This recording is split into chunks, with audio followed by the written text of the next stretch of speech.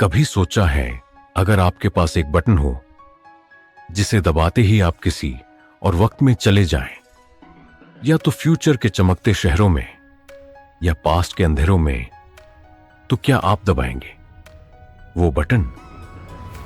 आज की कहानी में हम सिर्फ साइंस फिक्शन नहीं, साइंस के सबसे गहरे राजों को एक्सप्लोर करने जा रहे हैं। टाइम ट्रैवल, एक ऐसा राज जिसे समझने के लिए इंसानी सोच को उसी वक्त से आगे निकालना पड़ता है जिसे वो समझना चाहता है। इस वीडियो को एंड तक जरूर देखिए, क्योंकि कहानी ऐसे मोड़ लेगी जहां आपका परसेप्शन ही हिल जाएगा। आखिर वक्त होता क्या है? क्या ये सिर्फ एक घड़ी की सुई का घूमना है या कुछ और? इंसानी ज़हन हमेशा से वक्त को रोकने, पलटने या आगे बढ़ने की सोच में उलझा रहा है। अथीस ने, H.G. वेल्स ने द टाइम मशीन लिखी, जहां से यह फैसिनेशन शुरू हुआ। उस वक्त किसी ने नहीं सोचा था कि फ्यूचर में यह सिर्फ कहानी नहीं, एक साइंटिफिक रिसर्च बन जाएगी। एल्बर्ट आइंस्टाइन ने जब थ्योरी ऑफ रिलेटिविटी इंट्रोड्यूस की, तो यह सबसे पहला रियल साइंटिफिक स्टेप था टाइम ट्रैवल की तरफ। आइंस्टाइन ने बताया कि वक्त हर जगह एक जैसा नहीं होता। अगर कोई शख्स स्पीड ऑफ लाइट के करीब सफर करे तो उसके लिए वक्त धीरे गुजरने लगता है। और ये सिर्फ थ्योरी नहीं, ये रियल एक्सपेरिमेंट से प्रूव हो चुका है। नासा के एस्ट्रोनॉट्स जब स्पेस से वापस आते हैं तो उनका वक्त जमीन के कंपैरिजन में स्लाइटली डिफरेंट होता है। जीपीएस सैटेलाइट्स तक हर वक्त रिलेटिविटी का करेक्शन करती है, वरना लोकेशन रॉन्ग हो जाती। लेकिन यह तो फ्यूचर में आगे जाने की बात हुई। क्या हम पास्ट में वापस जा सकते हैं? और अगर हां, तो क्या हम कुछ बदल भी सकते हैं?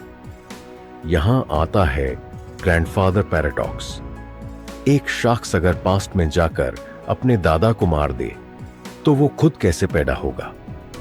और अगर पैदा नहीं हुआ तो टाइम ट्रैवल किया कैसे? यह लॉजिकल कॉन्ट्रडिक्शन साइंटिस्ट्स को कंफ्यूज करता है।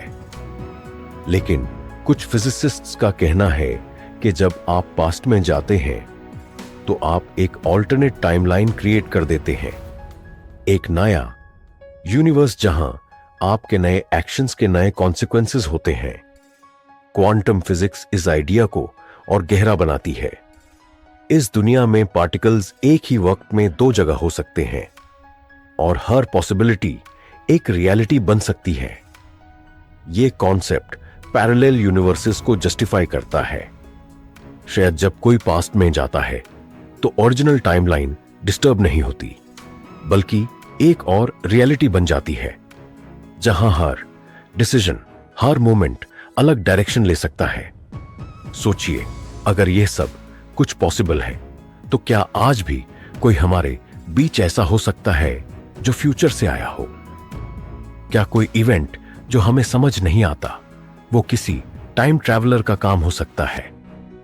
या कोई पुरानी तस्वीर जिसमें कोई आदमी मॉडर्न गैजेट यूज करता नजर आए, क्या वो सिर्फ कोइंसिडेंस है या कुछ और? इस आइडिया को मजीद इंटरेस्टिंग बनाता है वर्म होल्स का कॉन्सेप्ट। वर्म होल्स यानी स्पेस टाइम के अंदर शॉर्टकट्स, जिसे आइंस्टाइन और नेथन रोजन ने मैथमेटिकली एक्सप्लेन किया।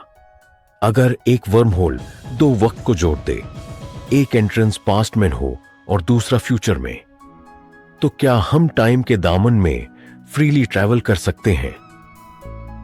मगर प्रॉब्लम यह है कि वर्म होल्स अनस्टेबल होते हैं और उनको स्टेबल बनाने के लिए एक्सोटिक मैटर चाहिए, जो अभी तक थ्योरी। लेकिन कुछ रियल लाइफ एक्सपेरिमेंट्स हैं जिन्होंने टाइम ट्रैवल के पॉसिबिलिटी को और जिंदा रखा है।